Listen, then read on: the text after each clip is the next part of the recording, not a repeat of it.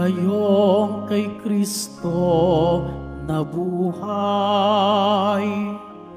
ay sa langit nakalaan, upang kay Kristo pumisan. Alleluia, Alleluia,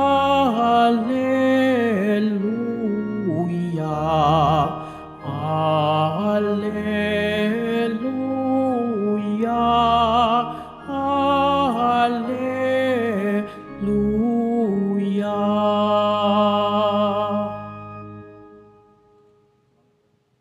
Sumainyo ang Panginoon. At sumaiyo rin. Ang mabuting balita ng Panginoon ayon kay San Juan. Papuri sa iyo, Panginoon. Noong panahong iyon, sinabi ng mga alagad kay Jesus, "Ngayon po'y tuwiran na ang inyong pangungusap sa amin at hindi na patalinhaga. Alam na naming batid ninyo ang lahat ng bagay at hindi na kailangang tanungin ninuman. Dahil dito, naniniwala kaming kayo ay mula sa Diyos." Sumagot si Jesus, "Naniniwala na ba kayo ngayon? Darating ang oras at ngayon na nga na magkakawatak-watak kayo, magkakanya-kanya kayong lakad at iiwan ninyo ako. Gayunmay, hindi ako nag-iisa, sapagkat kasama ko ang Ama. Sinabi ko ito sa inyo upang kayo'y magkaroon ng kapayapaan sa pakikipagkaisa sa akin. Mayroon kayong kapighatian dito sa sanlibutan, ngunit lakasan ninyo ang inyong loob. Napagtagumpayan ko na ang sanlibutan." Ang mabuting balita ng Panginoon. Pinupuri ka namin, Panginoong Heso Kristo. Magsiupo mo na ang lahat. Pag nagmahal ka daw po sa isang kaibigan o sa isang espesyal na kaibigan, mayroon daw pong pagbabago. Sa simula, ang inyong pangako sa bawat isa, huwag natin saktan ng bawat isa. Iwasan natin na masaktan ang bawat isa. Pagsusumikapan natin at ipinangangako ko sa iyo, hindi kita sasaktan kailanman. Yun daw yung unang level ng pagmamahal o isang uri ng relationship. Very ideal. Very perfect. Walang sakitan, walang samaan ng loob, walang away. Pero sabi nila, pag nagtagal-tagal na raw yung inyong pagkakaibigan, halimbawa tumagal na kayo ng ilang taon bilang magkasintahan, o kaya tumagal-tagal na kayo sa pagiging mag-asawa, hindi na ganoon ang sinasabi. Ang sinasabi na raw ay, basta pag nag-away tayo, kailangang magbati pa rin tayo. Alam ko magkakamali ako, pero pagsusumikapan kong magbago.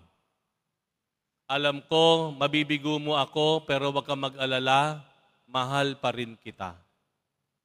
Ano pagkakaiba ng dalawa? Yung isa, parang tila ganap, perfect, ideal. Walang sakitan, walang kahinaan, walang away.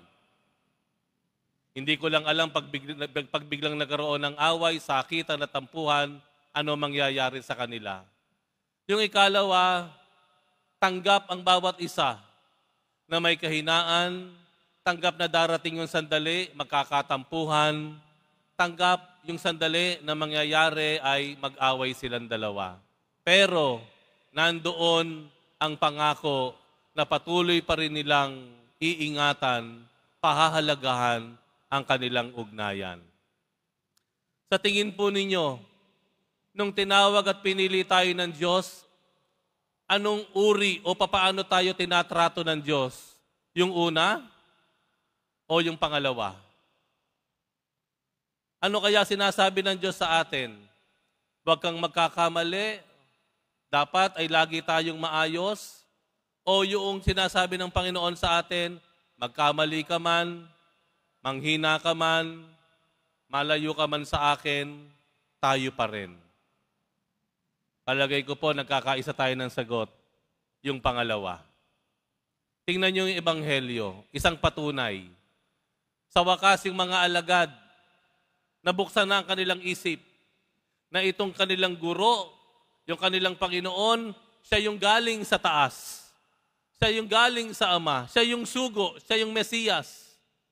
Kaya ang sabi nga ng Panginoon sa kanila, ngayon, naniniwala na kayo.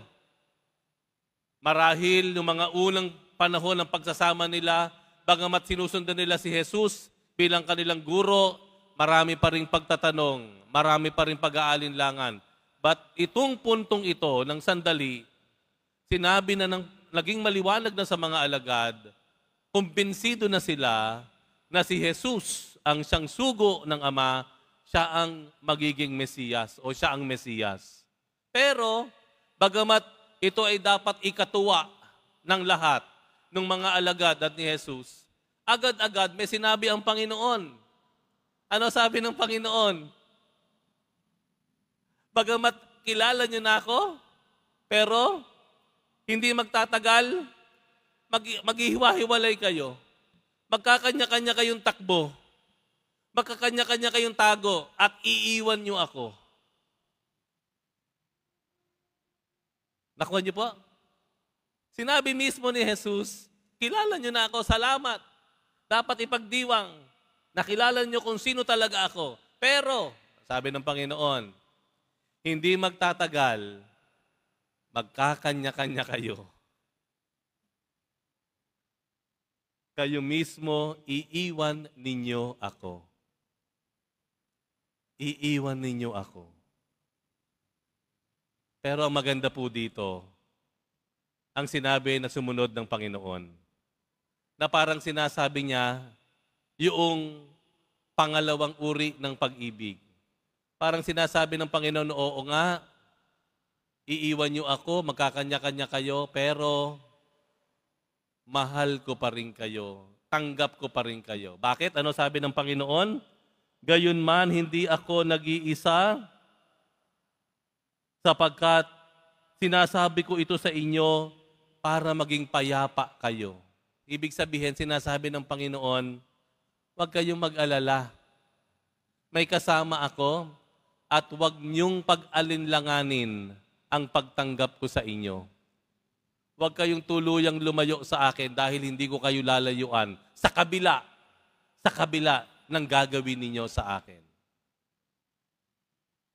Yan ang uri ng pagmamahal mayroon ang Diyos sa atin. Yan ang klase ng ugnayan mayroon ang Diyos sa atin. Siguro minsan tayo pang mga tao, mas critical pa tayo sa sarili natin eh. Mas mapanuri pa tayo, mas stricto pa tayo sa sarili natin.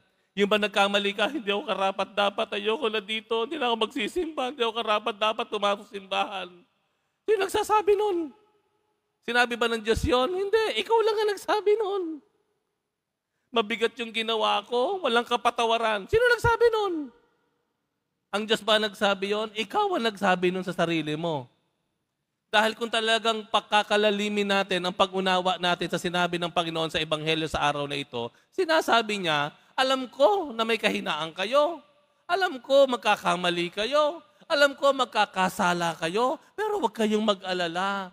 Naririto pa rin ako sa inyo. Hindi ko kayo tatalikuran. Hindi ko kayo iiwanan.